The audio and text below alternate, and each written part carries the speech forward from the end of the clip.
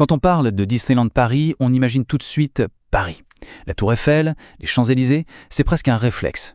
Et pourtant, cette idée, aussi logique qu'elle paraisse, est en fait complètement fausse.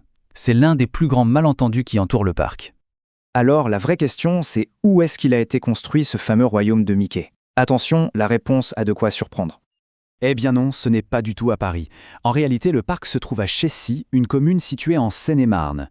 Et c'est là que notre histoire commence. L'histoire d'une ville qui a, en quelque sorte, deux visages. Alors, partons à la découverte de ce voisin un peu secret. Qui est vraiment cette ville Chessy, qui vit à l'ombre de l'un des lieux les plus visités d'Europe? Et première surprise, le nom Chessy vient du latin caseos, qui veut dire fromage. On peut imaginer une ancienne fromagerie locale qui aurait donné son nom à l'endroit. C'est un détail plutôt savoureux pour commencer, non? Bien avant que le château de la Belle au Bois dormant ne sorte de terre, l'histoire de Chessy, c'était tout autre chose. Il faut s'imaginer une vie lente, très paisible, rythmée pendant des siècles par la rivière, la Marne. Cette chronologie, elle est vraiment parlante. On voit bien à quel point le temps s'écoulait lentement. Il faut se rendre compte, entre sa première mention au XIIe siècle et l'achat de l'école en 1880, les grands événements se comptent sur les doigts d'une main. Et juste avant le grand chambardement, en 1982, Chessy, c'était à peine 760 habitants, un tout petit village endormi. Bref, Chessy, c'était vraiment le cliché du petit village de l'abri. Des champs, des fermes, quelques maisons de vacances pour des Parisiens qui cherchaient le calme, et une vie qui suivait le cours de l'eau. Et puis, un beau jour, un seul événement va venir tout dynamiter. Un contrat qui va être le point de départ d'une transformation absolument radicale. On est en 1987, c'est l'année où le destin de Chessy bascule. Un accord est signé entre l'État, des acteurs locaux et la Walt Disney Company. Le projet, construire Euro Disneyland, mais aussi une ville nouvelle tout autour, Val d'Europe. Et Chessy se retrouve au beau milieu de ce projet titanesque. À partir de là, la transformation n'est pas juste rapide, elle est explosive. C'est un Chessy complètement nouveau qui va littéralement pousser comme un champignon.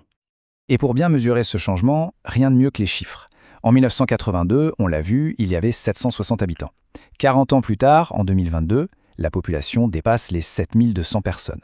C'est une croissance démographique absolument spectaculaire. En pourcentage, c'est encore plus fou, plus 853%.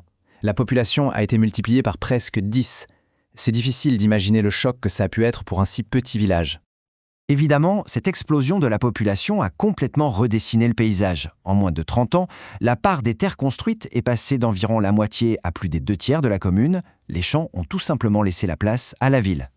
Parce qu'avec Disney, ce ne sont pas seulement des attractions qui ont été construites, ce sont des infrastructures d'envergure internationale. 2 parcs, une gare RER, une gare TGV reliée à toute l'Europe, un centre-ville tout neuf.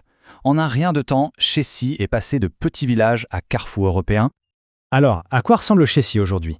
C'est une ville à l'identité double, un peu schizophrène, où deux mondes qui n'ont rien à voir cohabitent au quotidien.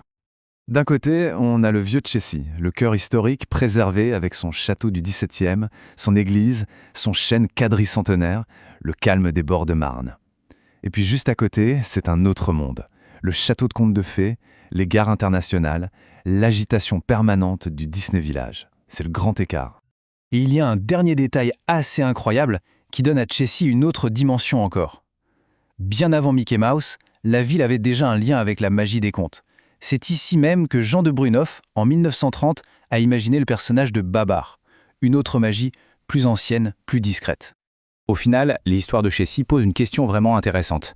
Que se passe-t-il quand un conte de fées global, une multinationale du rêve, débarque et redessine complètement la réalité d'un petit coin de campagne?